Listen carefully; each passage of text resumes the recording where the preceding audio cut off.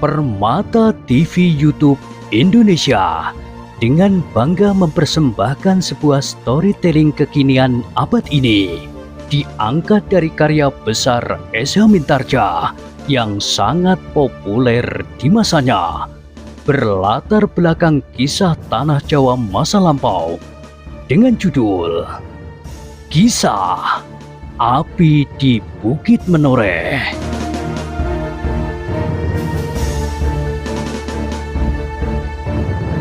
Pada kesempatan yang sangat baik ini, kita masuk pada episode yang ke-580. Selamat menikmati.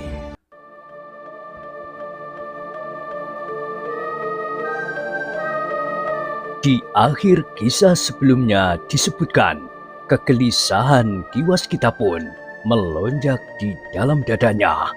Rasa-rasanya ia ingin segera berlari menemukan anaknya, tetapi ia tidak mau membuat istrinya bertambah gelisah, sehingga karena itu, maka ia telah mendekam segala perasaan itu di dalam dirinya sendiri. Selama di rumahnya, Kiwaskita mencoba untuk bersikap wajar, tanpa menumbuhkan berbagai prasangka dan pertanyaan pada istrinya. Ia sempat menceritakan bahwa ia telah terlibat dalam pembicaraan mengenai saat-saat perkawinan Swandaru dengan Pandanwangi. "Aku tidak dapat mengelak," katanya. Justru karena Rudito pernah dengan berterus terang menunjukkan sikap yang tidak sewajarnya terhadap Pandanwangi.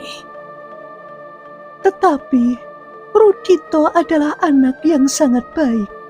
Ia sama sekali tidak menjadi kecewa dan berkecil hati karena keangkuhan Swandaru. Jawab istrinya. Anak itu sama sekali tidak angkuh. Ia merasa dirinya menang. Apalagi Ki Argopati agaknya berpihak kepadanya. Kau salah sangka. Sama sekali tidak ada perasaan yang demikian. Anggapanmu bahwa Rudito adalah anak yang baik itu sudah benar. Ia menarik diri tanpa tekanan dari siapapun juga, sehingga tidak seorang pun merasa menang atasnya. Tetapi ternyata ada semacam endapan di dalam hatinya.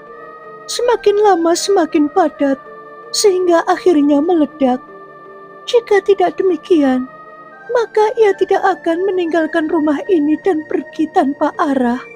Bukankah itu semacam ledakan yang tidak tertahankan?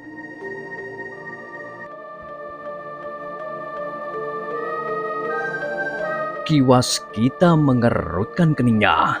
Katanya, "Aku kira bukan. Ia pergi karena desakan jiwa petualangannya yang tumbuh. Setelah beberapa lamanya ia terkungkung dalam sifat-sifat kemanjaannya."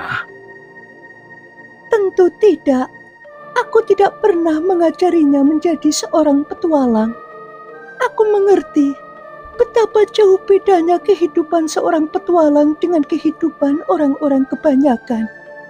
Aku pernah mengalami hidup menjadi istri seorang petualang. Sehingga karena itu, aku ingin anakku tidak menjadi petualang seperti ayahnya. Kiwaskita justru tersenyum mendengarnya. Katanya, "Aku sudah berhenti menjadi petualang, dan aku sudah hidup seperti orang kebanyakan. Jika pada suatu saat aku pergi agak terlalu lama, bukanlah karena aku bertualang dari satu tempat ke tempat yang lain seperti waktu aku masih muda. Sudah aku katakan bahwa aku terlibat dalam pembicaraan tentang hari perkawinan Angger Swandaru. Dan karena itu pula, maka aku masih harus kembali ke Menoreh dan bersama-sama Kiai Gringsing dan Gus Mangkar pergi ke Sangkal Putung." Dan kau biarkan saja anakmu tidak pulang? Tentu tidak. Aku mempunyai dugaan atas isyarat yang aku tangkap. Rudito pergi ke daerah Sangkal Putung.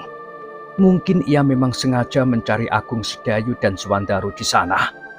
Jika demikian, maka adalah kebetulan sekali. Karena Agung Sedayu dan Swandaru tidak ikut bersama kami ke Menoreh. Jika ia benar pergi ke sana, maka ia akan dapat menemui Agung Sedayu dan Swandaru. Sejak kapan kau meninggalkan Sangkal Putung?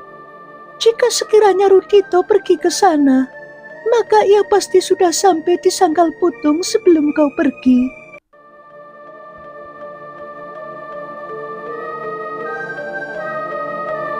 Ki Waskita mengangguk-angguk, tetapi katanya kemudian, "Baiklah, aku akan mencarinya.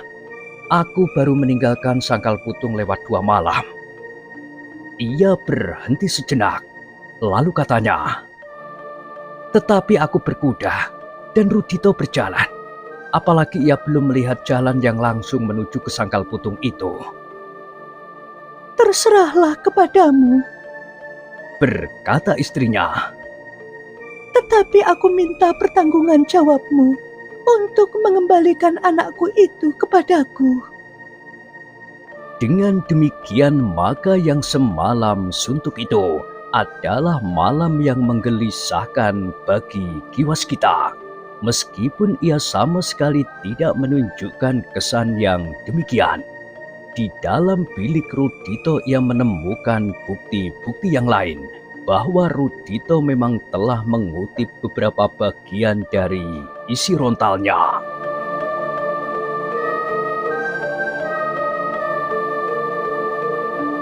Oleh selembar rontal yang tertinggal karena terdapat beberapa kesalahan dan yang agaknya sudah diganti dengan yang baru, Ki Waskita mempunyai dugaan bagian-bagian yang manakah yang telah menarik hati Rudito. Agaknya ia ingin mempelajari ilmu ketahanan diri, berkata Ki Waskita di dalam hatinya. Dalam kegelisahan itu, Ki Waskita mencoba menghibur dirinya sendiri. Sifat-sifat Rudito pada saat terakhir ia meninggalkan rumahnya mengarah kepada sifat-sifat yang baik, sifat damai dan rendah hati. Memang segalanya dapat berubah, tetapi aku masih berpengharapan bahwa Rudito tidak ditelan oleh nafsu yang ganas, seperti Panembahan Agung dan orang-orang yang mengaku dirinya keturunan Majapahit itu, berkata Ki Waskita di dalam hatinya. Kepergian Rudito juga dapat dipakai alasan oleh Ki Waskita untuk segera meninggalkan rumahnya. Bahkan istrinya bagaikan tidak sabar lagi menunggu fajar agar suaminya segera berangkat mencari anaknya. Aku berharap kau masih lebih mementingkan anakmu daripada hari-hari perkawinan Anggir Swandaru. Seandainya kita dapat melupakan semua persoalan yang timbul antara Swandaru dan Rudito sekalipun, kau masih harus mementingkan Rudito. Sangkal Putung tentu sudah diurus oleh banyak orang, karena mereka akan mengadakan perhelatan. Mereka menunggu hari-hari gembira.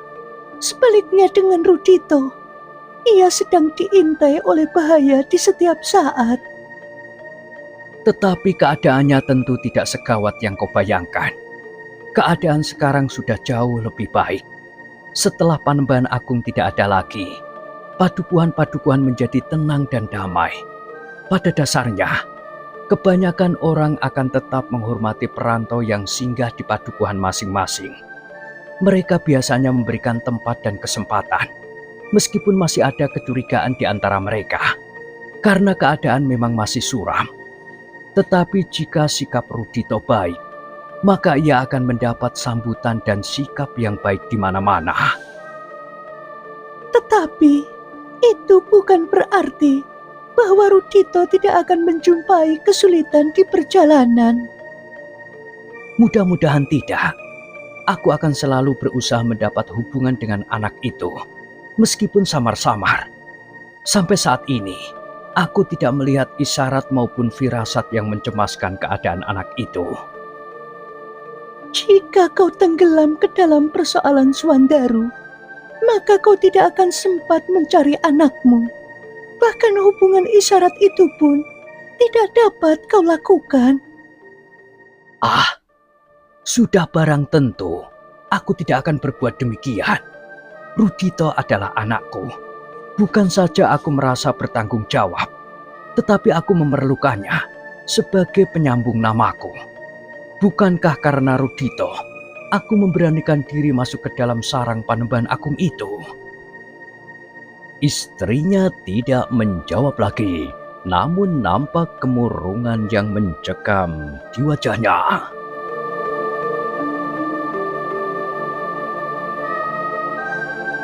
Namun meskipun demikian, menjelang keberangkatan Ki Waskita, di dini hari, istrinya masih juga tidak melupakan kewajibannya menyediakan beberapa lembar pakaian yang dibungkus dengan kain berwarna gelap. Seperti biasanya, Ki Waskita tidak pernah memerlukan bekal yang lain, juga tidak sepotong dua potong makanan. Tetapi karena Ki Waskita termasuk orang yang berkecukupan, maka ia pun membawa bekal uang secukupnya. Sampaikan permintaan maafku pada mereka yang datang kemari, tetapi tidak dapat aku temui karena kepergianku, berkata Ki Waskita. Pada saatnya, tidak akan ada orang yang mencarimu lagi, karena kau tidak pernah ada di rumah. Ki Waskita tersenyum, katanya, sayang sekali bagi mereka yang benar-benar memerlukan pertolongan. Demikianlah, maka Ki Waskita pun telah meninggalkan rumahnya lagi sebelum ia sempat melihat sawahnya yang luas dan ternak di kandang. Namun ia masih sempat memberikan pesan kepada beberapa orang pembantunya di rumah agar mereka bekerja sebaik-baiknya, sehingga tanaman di sawah akan tetap hijau dan ternaknya pun tetap gemuk dan terpelihara. Sebelum matahari terbit, Ki Waskita sudah berpacu kembali di atas punggung kudanya menuju ke rumah Ki Argopati. Mudah-mudahan Kiai Gringsing dan Ki Sumangkar menunggu aku barang sejenak, karena aku tidak dapat datang tepat pada waktunya.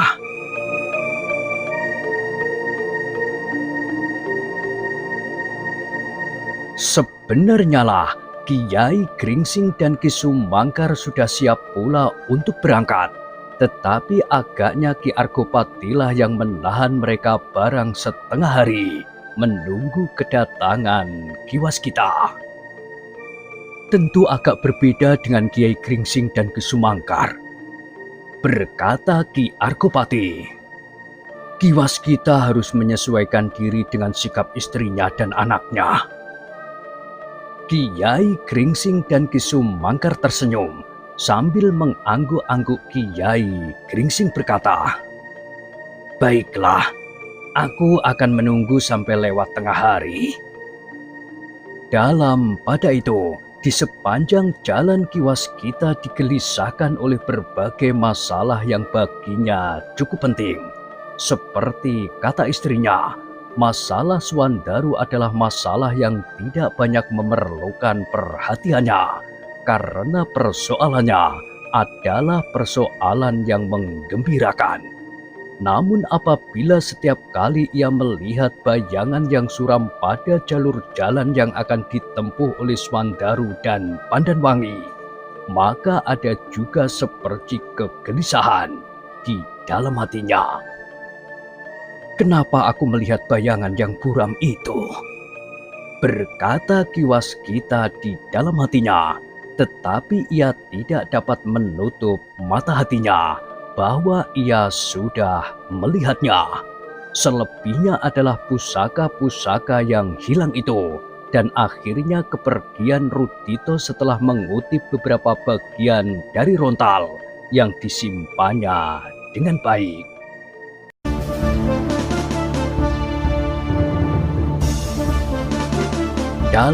Pada itu, sementara Ki Waskita berpacu dengan gelisah, Rudito sedang berada di kaki Gunung Merapi.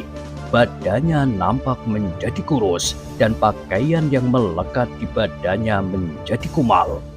Namun demikian wajahnya tampak tetap cerah, meskipun ia tidak dapat menyembunyikan keletihan yang mencekam. Sudah beberapa hari Rudito berada di lereng Gunung Merapi, di tepi sebuah sungai kecil yang memercik di antara pepohonan liar. Suatu tempat yang hampir tidak pernah disentuh kaki manusia. Di sebuah lekuk batu padas, Rudito duduk sambil mempelajari rontal yang dibawanya. Seperti dugaan ayahnya, Rudito memang telah mengutip beberapa bagian yang dianggapnya penting. Dengan tekun rontal itu dipelajarinya, dimengerti dan beberapa petunjuk dilakukannya dengan tekun. Setiap hari ia mengikuti petunjuk yang tertulis di dalam rontal itu, melakukan latihan jasmaniah, berlari-lari dan meloncat-loncat, kemudian merangkak seperti seekor harimau, memanjat seperti seekor kera, dan di antara gerakan-gerakan yang penting, maka ia melakukan pula latihan-latihan ketahanan dan penguasaan tubuh.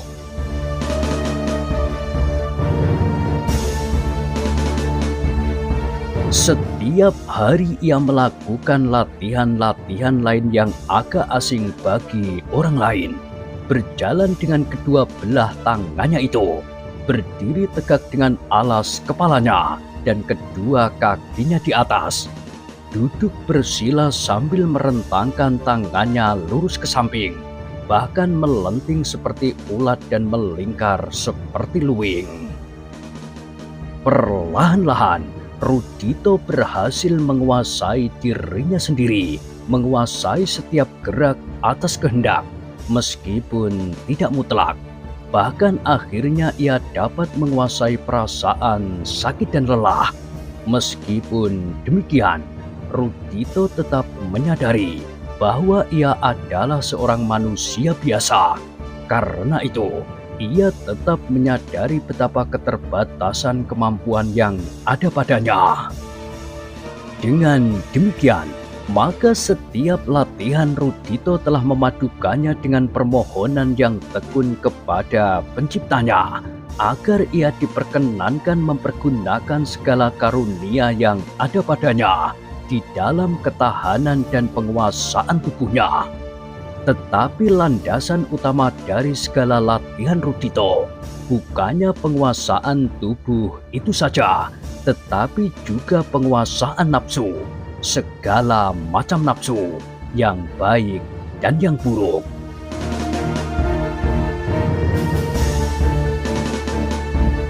Seperti yang ditulis di dalam rontal itu pula, Rudito pun menyesuaikan makanan yang dimakannya sehari-hari. Meskipun ia membawa bekal uang, tetapi ia tidak memanjakan lidahnya dengan makanan yang enak setelah letih berlatih. Tetapi ia makan apa yang ada, bekal yang dibelinya berhari-hari yang lewat, ketika memutuskan untuk tinggal beberapa lama di tempat terpencil itu. Selain jenis akar, Rudito makan juga beberapa jenis dedaunan, tetapi tidak segala jenis buah. Karena itu, maka Rudito tidak pernah menyentuh nasi, beras maupun jagung. Meskipun seandainya ia ingin, ia dapat membelinya berapa saja yang dikehendaki. Selain jenis ubi, Rudito juga makan setiap hari jenis empon-empon, kunir, lempuyang, temu ireng dan beberapa jenis yang lainnya. Dalam pada itu, Rudito menyadari sepenuhnya bahwa latihan-latihan itu tidak akan dapat diselesaikan dalam waktu beberapa hari, bahkan beberapa pekan. Tetapi ia harus tetap menekuninya untuk beberapa tahun. Namun yang beberapa pekan itu akan sangat berarti baginya. Ia akan dapat menguasai persoalan-persoalan pokok dari ilmu yang disadapnya, dari rontal yang disimpan oleh ayahnya. Rontal yang bukan saja berisikan huruf-huruf, tetapi juga gambar-gambar.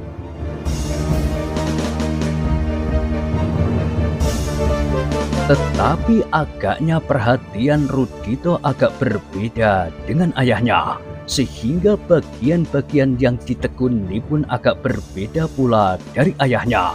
Meskipun secara umum, ia sudah membaca seluruh isi rontal itu. Meskipun demikian, setiap kali Rudito masih juga bertanya di dalam dirinya, apakah ia akan dapat berhasil menguasai bagian dari ilmu itu tanpa seorang guru. Isi rontal itu baru sebagian kecil dari ilmu yang dimiliki oleh ayah seluruhnya. Bahkan sebagian besar ilmu ayah yang disadap dari gurunya bukan dari rontal itu, berkata Rudito kepada diri sendiri. Namun jika aku berhasil menguasai sebagian saja dari isi rontal itu, agaknya sudah cukup baik bagiku. Dan sebenarnya lah Rudito dengan tekun mempelajarinya sejauh-jauh yang dapat dilakukannya. Ternyata usahanya dari hari ke hari itu pun mendapat kemajuan.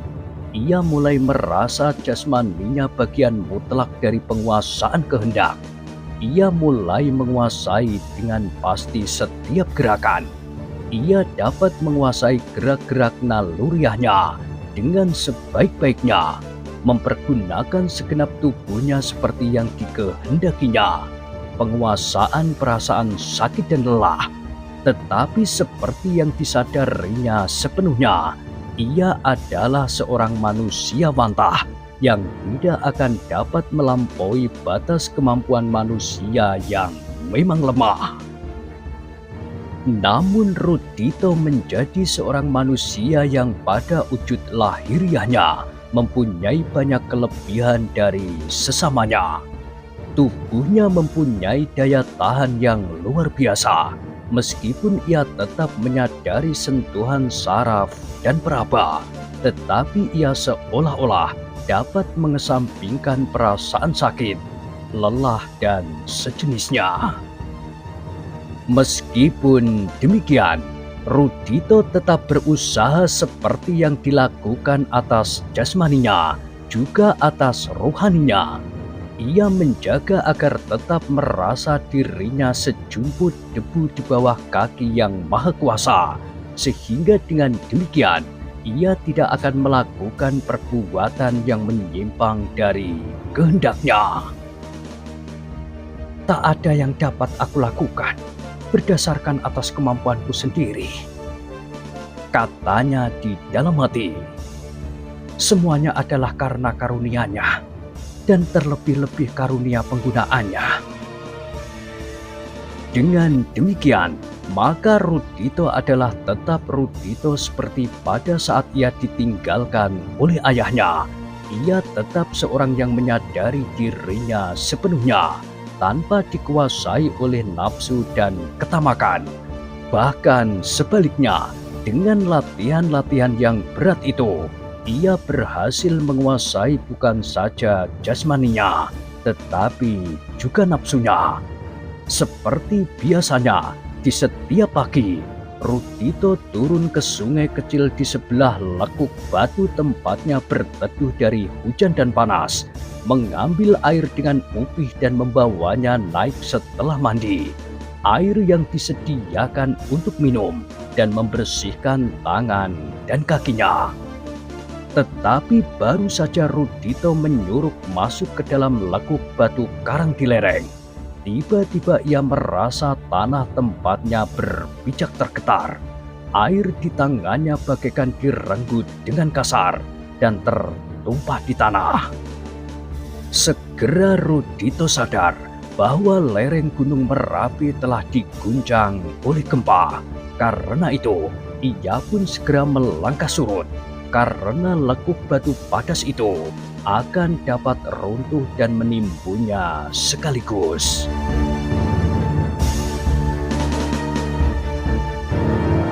Di luar sadarnya, bahwa lereng Gunung Merapi yang diguncang itu telah longsor. Suaranya gemuruh memekakkan telinga. Beberapa butir batu bergulung-gulung di lereng yang terjal itu. Rudito termangu-mangu sejenak.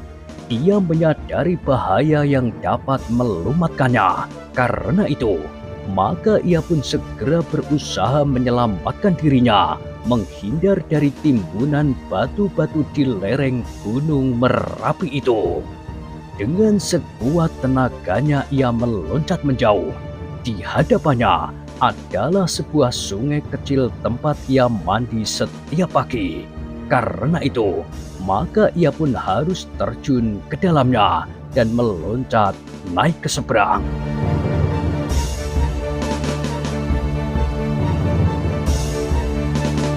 Adalah di luar dugaan Rudito sendiri bahwa tubuhnya menjadi terasa jauh lebih ringan.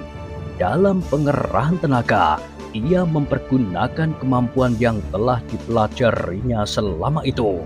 Agaknya ada juga pengaruhnya. Ia telah mampu mempergunakan tenaga cadangan yang ada di dalam dirinya sebaik-baiknya. Ia tidak saja mampu melompat jauh lebih panjang apabila ia dikejar oleh ketakutan di masa kanak-kanak, tetapi kini ia menguasai tenaga yang ada pada masa lampaunya, yang hanya dapat terungkap justru di luar sadar. Itulah sebabnya Rudito mampu meloncat dengan sigap turun ke sungai kecil itu. Kemudian dengan sekali loncat pula, ia telah berada di seberang. Namun lemparan batu-batu yang tergelincir itu ternyata mampu mengejarnya. Beberapa buah batu sebesar kepalan tangan telah berguguran seperti hujan, terlempar agak jauh dari lereng itu, meloncati sungai kecil itu pula. Rudito terkejut bukan buatan ketika ia sempat menengadahkan kepalanya, tetapi ia tidak sempat lagi untuk menghindari batu-batu yang meluncur ke arahnya. Meskipun demikian, Rudito tidak menjadi putus asa. Ia pun segera berusaha meloncat sejauh-jauh yang dapat dilakukannya dengan segenap tenaga yang dapat dipergunakannya.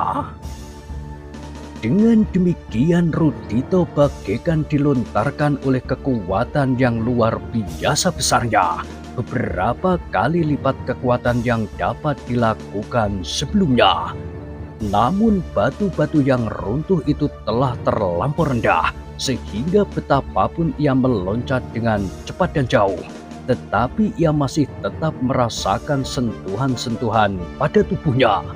Beberapa buah batu sebesar kepalan tangan yang bagaikan dilontarkan dari puncak gunung itu telah memukulnya pada beberapa bagian tubuhnya, pada pundaknya, punggungnya, kaki, dan lengannya. Bagaimanapun juga, hati Rudito telah dicekam oleh kecemasan. Kulit dan dagingnya akan menjadi sobek dan tersayat. Bahkan mungkin ia akan jatuh terbanting di tanah dan tertimbun oleh bebatuan itu.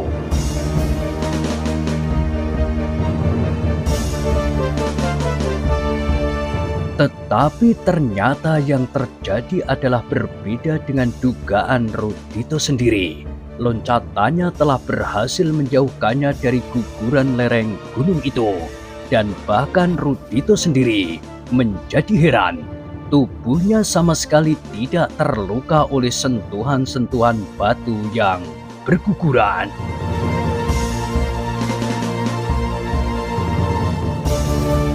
Ketika ia sudah berdiri agak jauh dari reruntuhan yang semakin lama menjadi semakin mereda itu, ia sempat menilai dirinya sendiri. Ternyata ia masih tetap dirangsang oleh sentuhan pada tubuhnya. Namun ada sesuatu yang dapat dikembangkannya sebaik-baiknya. Ia tidak terluka dan dapat menguasai perasaan sakit yang menyengat. Meskipun sentuhan batu-batu itu membekas kebiru-biruan. Meskipun perasaan sakit itu ada, namun ia berhasil mengatasinya dan mengendapkannya. Sejenak Rudito berdiri termangu-mangu. Ketika guguran batu-batu itu berhenti, ia pun mulai menyadari bahwa sebenarnya ia telah berhasil menguasai dasar dari ilmu yang dipelajarinya.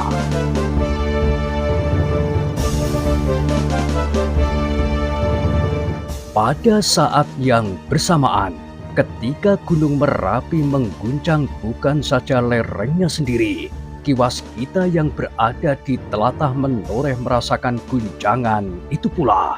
Bukan saja guncangan lahiriah, tetapi rasa-rasanya getaran yang dahsyat telah menggetarkan jantungnya. Sekilas terpercik isyarat tentang anaknya. Rasa-rasanya sesuatu telah terjadi dengan Rudito. Namun ia pun kemudian menjadi tenang kembali setelah gempa berhenti. Ia masih tetap dapat berhubungan dengan getar yang seolah-olah memancar dari pusat dasar jantung anaknya, bahkan seolah-olah menjadi semakin jelas. Kiwaskita menarik nafas dalam-dalam. Ia dapat meraba isyarat yang diterimanya.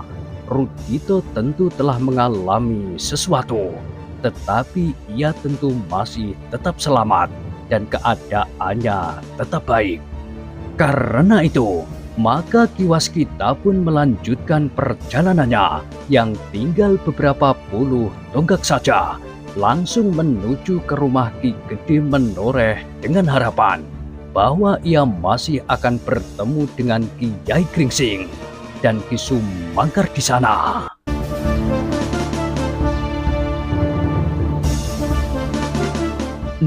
Nah, bagaimanakah kisah selanjutnya?